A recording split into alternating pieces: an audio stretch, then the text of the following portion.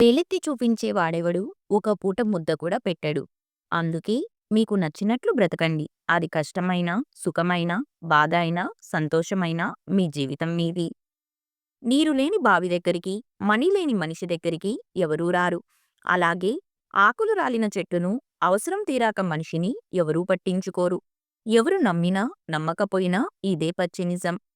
ఎండుకర్రల్లో చేరిన పచ్చికర్ర కూడా మంటల్లో మాడక తప్పదు. అలాగే చెడ్డవాడితో తిరిగిన మంచివాడు కూడా చెడ్డవాడే అవుతాడు. ఒకసారి వద్దని వదిలేసిన వాళ్ళు మళ్ళీ పిలిచారని పరిగెత్తకండి. వెళ్లే ముందు ఈసారి చేసే అవమానం ఇంకెంత ఘోరంగా ఉంటుందో ఊహించుకోండి. మీరు చెప్పింది నమ్మడం మాత్రమే కాదు, మీ గురించి ఎవరు ఏం చెప్పినా నమ్మకుండా ఉండేవాడే మీ నిజమైన స్నేహితుడు. నువ్వు ప్రతీకారం కోసం ఏమీ చెయ్యకు. కాలమే సమాధానం చెబుతుంది. ఆ పైవాడు కొట్టే దెబ్బ భయంకరంగా ఉంటుంది. ఎవరి గురించి ఎక్కువగా ఆలోచించకండి. అది మనశ్శాంతిని దూరం చేస్తుంది. ఏమి జరిగినా దైవనిర్ణయమని భావించండి. మనసు ప్రశాంతంగా ఉంటుంది. మనిషిలో లోపాలు ఉంటే చెప్పాలి, కానీ లోకువ చేసి మాట్లాడకూడదు. ఈ ప్రపంచంలో ఎవ్వరూ పర్ఫెక్ట్ కాదు. నీవు నిజాయితీగా ఉన్నంత వరకు ఒకరి ముందు నటించాల్సిన అవసరం లేదు. గతం గురించి ఆలోచించి భవిష్యత్తును పాడు చేసుకోవడం మూర్ఖుడి లక్షణం. మన లైఫ్లో ప్రతి కష్టానికి ఒక కారణం ఉంటుంది. ప్రతి కష్టాన్ని దాటడానికి ఒక అవకాశం ఉంటుంది. పనే ఆనందం అయితే లైఫ్ సంతోషంగా ఉంటుంది. పనే బాధ్యత అయితే లైఫ్ బానిసత్వం అవుతుంది. నీ మిత్రుడు ధనవంతుడు అయితే సహాయం ఆశించకు. నీ మిత్రుడు లేనివాడైతే తెలుసుకొని సహాయం చెయ్యి. అడగలేదని ఆగిపోకు. కోల్పోవడంలో ఉన్న బాధ తెలిసిన వాళ్ళు పక్కనోడిది దోచుకోరు. ఇవ్వడంలో ఉన్న ఆనందం తెలిసిన వాళ్ళు ఉన్నది దాచుకోరు. నమ్మకం ఉన్నట్లయితే మౌనం కూడా అర్థమవుతుంది. నమ్మకం లేనట్లయితే ప్రతి మాట అపార్థమే అవుతుంది. పులి ఎప్పుడైనా ఎక్కడైనా పులిలాగే జీవించాలి తప్ప పొరపాటున పిల్లిలా బ్రతకడానికి ప్రయత్నించినా అది ప్రతి అడ్డమైన గాడిదకు అలుసైపోతుంది. మంచి మనసున్న ఏ వ్యక్తిని హద్దు దాటి కష్టపెట్టకండి. ఎందుకంటే అందమైన అద్దం కూడా పగిలితే పదునైన ఆయుధమవుతుంది. గుర్తుంచుకోండి. నీ పెదాలు ఒక్కటే నవ్వితే చాలదు. నీ కళ్ళు కూడా నవ్వాలి. ఎందుకంటే మన మనసులో ఉన్న ప్రశాంతత అయినా, అశాంతి అయినా కనిపించేది మన కళ్ళలోనే. మనం కష్టపడి పెంచిన చెట్టు యొక్క పండు తిన్నప్పుడు అది మనకు ఎంతో మధురంగా అనిపిస్తుంది. అలాగే మనకు కష్టంతో దక్కిన ఫలితం మనకు అంతులేని ఆనందాన్ని ఇస్తుంది. కోపంతో సహవాసం చేసేవాడికి కొత్త శత్రువులు అవసరం లేదు. జ్ఞానం కలిగిన వాడికి సంపదలతో పనిలేదు.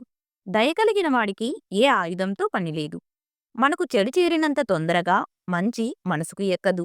అందుకే మంచి గెలవడానికి కొంచెం ఆలస్యమవ్వచ్చు. కానీ ఎప్పటికైనా గెలిచేది మంచే. మీకు కావలసిన దానికోసం శ్రమించకుండా పోగొట్టుకున్న దాని గురించి ఏడవటం మూర్ఖత్వమవుతుంది. నువ్వు ఎలా ఆలోచిస్తే అలాగే తయారవుతావు. బలహీనుడివి అని భావిస్తే బలహీనంగానే తయారవుతావు. శక్తివంతుడిగా భావిస్తే శక్తివంతుడిగానే తయారవుతావు. యుద్ధం ఆపడానికి ఎంతవరకైనా ప్రయత్నించండి. కాదని యుద్ధం మొదలు పెడితే ఎంతకైనా తెగించండి. ఓపిక పట్టేవాడి సహనానికి ఒక హద్దు ఉంటుంది. ఆ హద్దు దాటితే కథ వేరే ఉంటుంది. మనం బ్రతకటానికి మనీ ఎంత అవసరమో మన అని అనుకోవటానికి బంధాలు కూడా అంతే అవసరం. పెద్దగా ఆలోచించండి, చిన్నగా మొదలుపెట్టండి. ఒక్క రోజులో ఏదీ సాధించలేరు. ఎదుటివారిని బాధపెట్టేవాడు ఎప్పటికైనా ఖచ్చితంగా బాధపడతాడు. దాని నుంచి ఎట్టి పరిస్థితుల్లోనూ తప్పించుకోలేడు. బానిసగా బ్రతికినన్ని రోజులు ఊరంతా చుట్టాలే.